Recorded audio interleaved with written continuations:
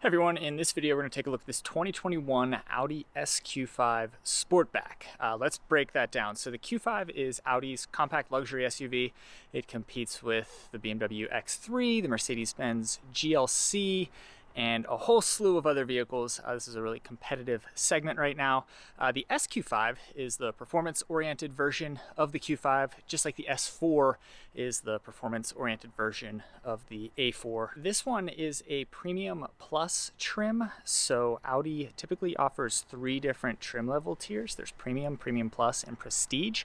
The SQ5 is only available in those top 2 trims, so Premium Plus or Prestige. This is a Premium Plus model, so it's not fully loaded, but it does have air suspension, which is a pretty unique option. And then the final thing, this is the Sportback, which is another one of these coupe-styled SUVs. There's also the BMW X4, Mercedes-Benz GLC Coupe.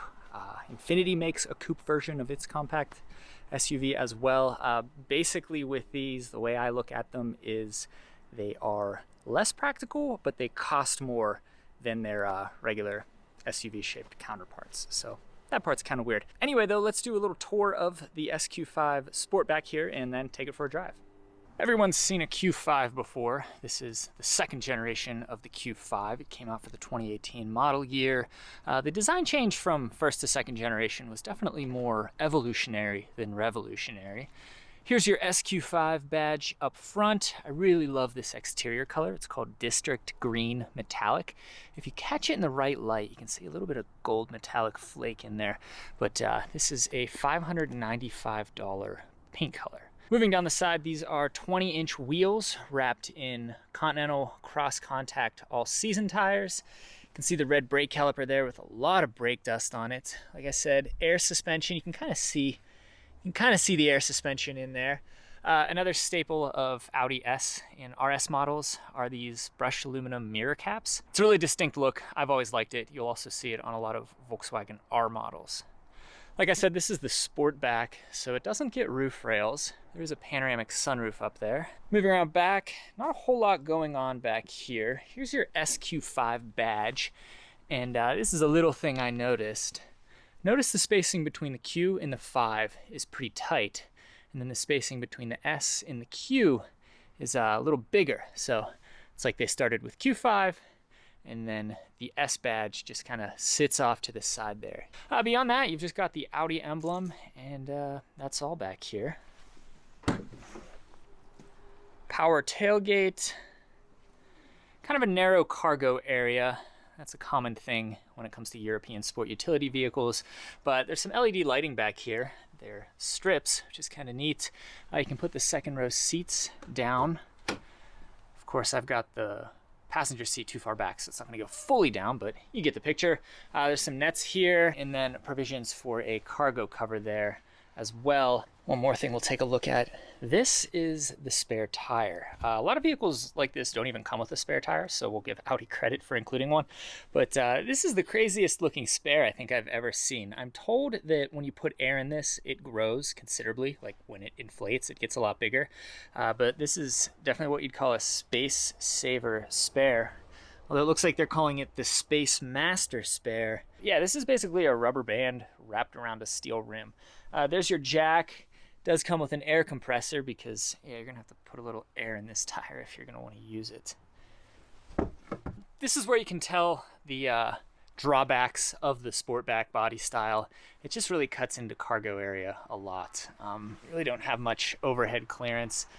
This is more of a hatchback than it is an SUV, although a lot of hatchbacks even offer more cargo space than this.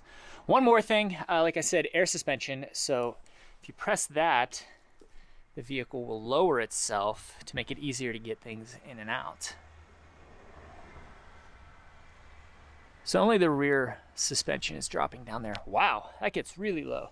So the front is where it was, but the rear has dropped down. And geez, that's pretty much at my knee level. So yeah, it goes pretty low. I've seen a lot of cars with this feature, but I can't recall any that go as low as the SQ5 here.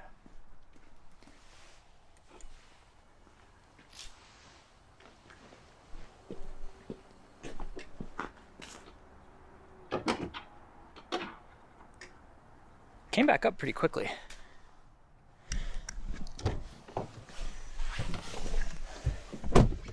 Let's take a look at the window sticker before we turn things on. So this is a 2021 Audi SQ5 Sportback. As equipped, it comes in at $66,640 when you include that $1,095 destination fee. And like I said, this one isn't even loaded. You can get a Prestige model, which is the range topper. This one's just a Premium Plus, although it does have the Premium Plus package, which costs $3,400 and includes a bunch of things there. Memory driver's seat, Audi's virtual cockpit, which is what they call their digital gauge cluster, heated steering wheel with hands-on detection, a 360-degree top-down camera system, which is really nice, a lane keeping system, among some other active safety features. This also has the S Sport package. The whole package costs $3,000 and gets you the air suspension, a sport rear differential, and those red brake calipers that are currently covered in brake dust. Beyond that, this one is optioned with fine and Napa leather seats. You can see there's quilted leather there. The seats are pretty comfortable. They're fairly highly bolstered. They could be a little bit narrower, but I have a pretty narrow frame. But overall, seats are pretty comfortable, and they have the S emblem in the seat back there.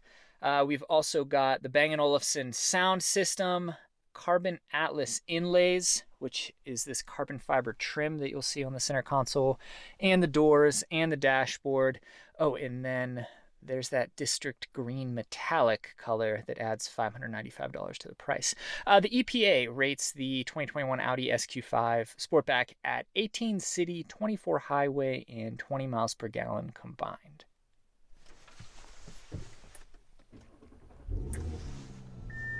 So like in any other Audi, the interior in the Q5 here is pretty nice. It's a little bit stark, pretty monotone. Everything is some shade of black. I mean, there's really not even any gray in here unless you count the gray stitching in the seats. But it's a somewhat screen-heavy interior. You've got a pretty nice high-resolution screen for your gauge cluster. It tells you a lot of different information. You've got a speedometer and a tachometer here, and then short-term memory, long-term memory. Those are kind of your trip computers, and then outside temperature, time, all that other stuff. And then here's your infotainment system. For the longest time, Audi did not use a touchscreen infotainment system. Their infotainment previously was controlled by a little control panel right here on the center console. It had a dial and some buttons. They've since, though, adopted a touchscreen, which is great. I think all infotainment systems should be touchscreen, but they've also gotten rid of this control system down here, which I kind of miss, honestly. Beyond that, though, the interior feels really nice. The touch points are all pretty good. This shifter here feels good. I love the shape of it. It's got some perforated leather on the top. It's pretty easy to use, so to go into park, you push this button. To go into reverse, you push the button on the side, and then go forward. Here's that 360-degree top-down camera. It's really nice. It's one of the best that I've experienced. That goes for the backup camera and the 360-degree camera, although the 360 camera in particular is really, really nice. Probably the best one I've encountered. And then to go into neutral, you'd just pull back. You don't push any buttons. To go into drive, you pull back again. You've got manual shift mode. You just pop it over there, although you do have paddle shifters, really small and subtle paddle shifters. And then, of course, going into park, you push P. Oh, to go into sport mode, you pull back on that, but you don't really get a lot of feedback that you're in sport mode. Although, can you hear it? The car got louder. You do get an S right there. So cycling between sport, drive, sport, drive.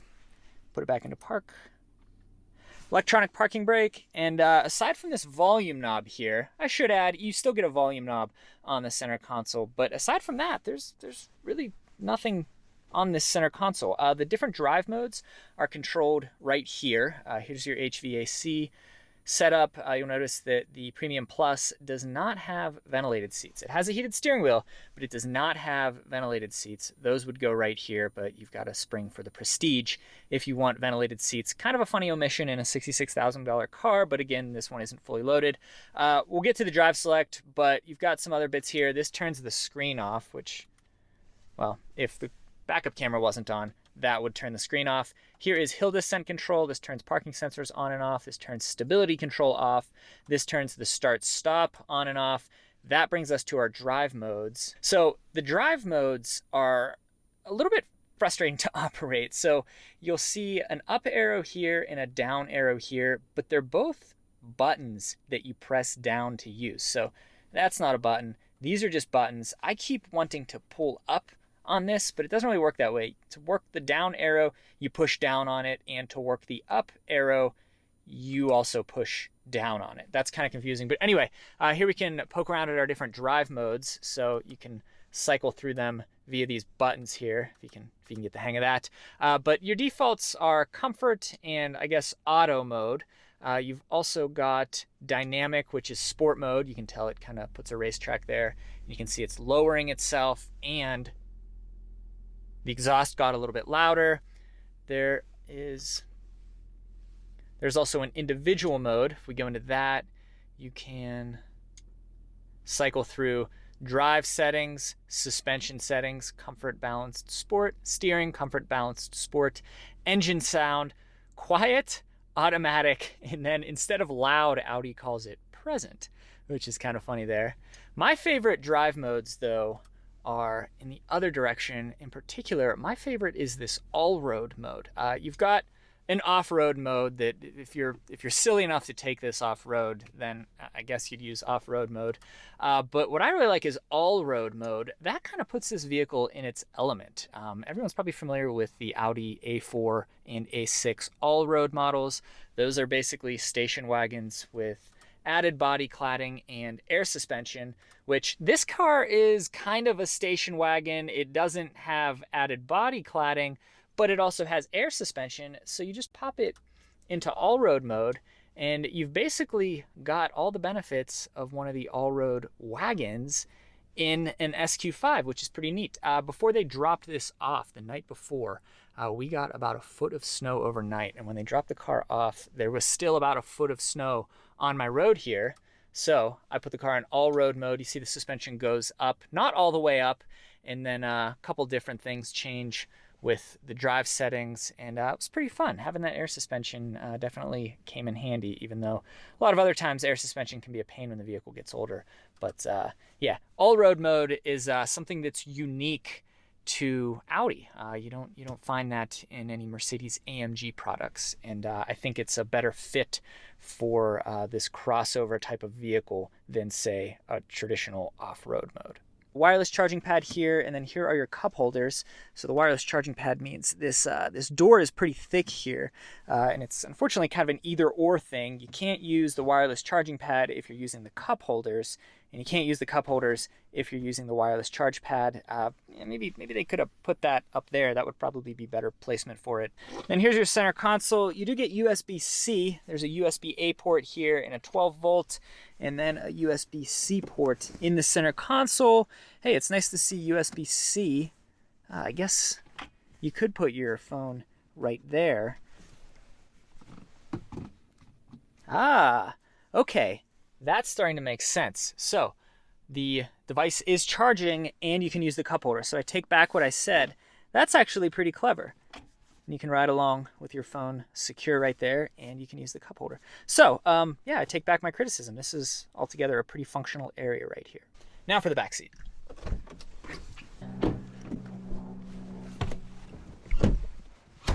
Okay, in the back seat of the 2021 Audi SQ5 Sportback, and well, there's enough room back here. Some of these compact SUVs are pretty tight in the second row, but this is actually pretty spacious. I recently reviewed a BMW X5, and well, that vehicle didn't have a whole lot more room in it than the Q5 here, and it competes in a class up from the Q5.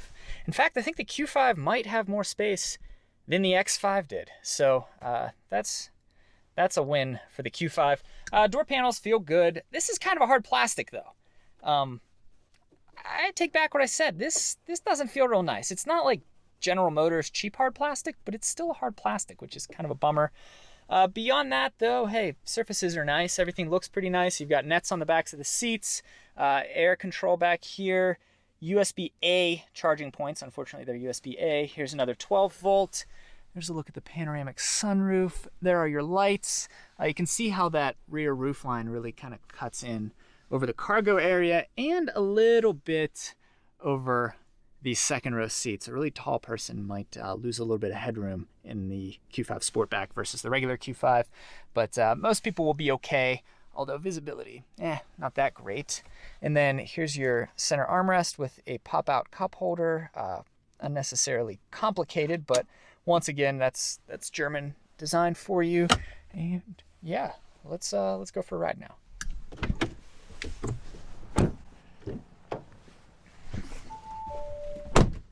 Oh, I should add adjustable thigh supports on these sport seats. So there they are all the way in, and then they come out about an inch, a little bit more. They're nice for people with long legs. You can see they fit me pretty perfectly.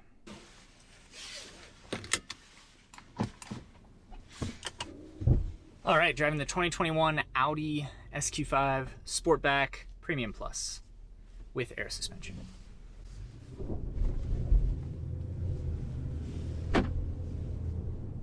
So I don't think I've mentioned powertrain. This uses a twin-turbo V6. It has all-wheel drive. That is mated to an 8-speed automatic transmission. The twin-turbo V6 makes 349 horsepower and 369 pounds-feet of torque. It's a really nice engine. I've really enjoyed driving this car over the past week. And we are in auto mode, so we'll get a baseline here, and then we'll put it into dynamic mode or sport mode in a moment.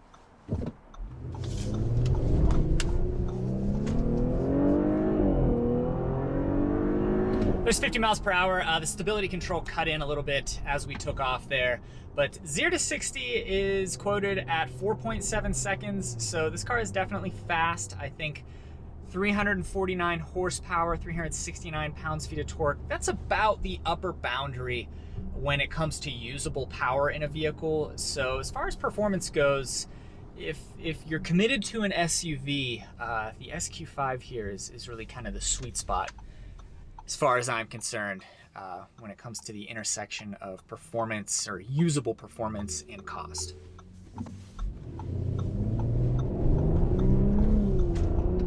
The engine is really torquey, 369 pounds-feet of torque. Let's put the car into dynamic mode now, which is sport mode. So the suspension goes down a little bit. Oh yeah.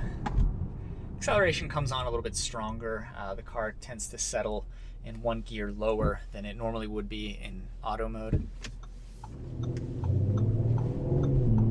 Yeah, it's definitely jumpier. The exhaust is a little bit louder, or a little bit more present, as Audi would say. Yeah, the car sounds pretty good. You got a little burble from the exhaust there when I lifted off the throttle. Here's our first speed bump. Now we are in sport mode, so the air suspension is pretty low. Yeah, so we kind of felt that speed bump. Let's go into all-road mode, so things will start raising up here. And all-road mode is like your rally mode. So if you're driving on a snowy road, this is kind of the perfect setting for that. We do have paddle shifters. They feel nice. There's not a lot of movement to them. They feel good. The part itself, that's first gear. The part itself feels good. Here's our last speed bump. Yeah, the air suspension's pretty smooth. Let's go out and do one more acceleration and see if we can't get a little bit more noise to come out of the exhaust. We'll go back into dynamic mode.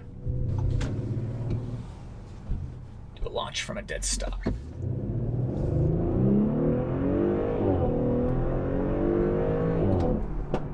There's 50, and you got a nice pop from the exhaust when I let off the throttle. So definitely a fast car.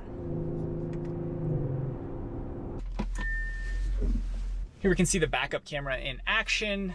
Like I said, it's pretty good. I think the 360-degree top-down view may be a little bit sharper than the backup camera view, but altogether, both are pretty nice camera images. All right, and there is your look at the 2021 Audi SQ5 Sportback with the Premium Plus package and air suspension. You know, $66,000 is a lot of money to spend on a vehicle, but given the alternatives, I find the SQ5 here to be a pretty compelling option. I'd probably skip the Sportback just because once or twice a year, I want to be able to fit big things in my vehicle. And the reason you buy an SUV is for the space. If you want pure performance, then you're going to get an S4 or an S5. If you want utility, get an SUV.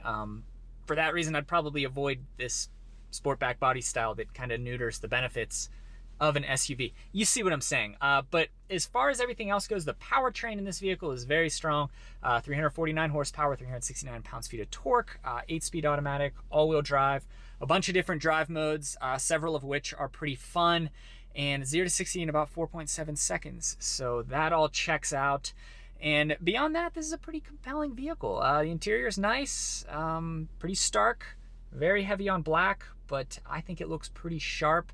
And if I were in the market for a performance-oriented compact SUV, I would definitely give the Q5 here, the SQ5 here, pretty strong consideration. Thank you for watching.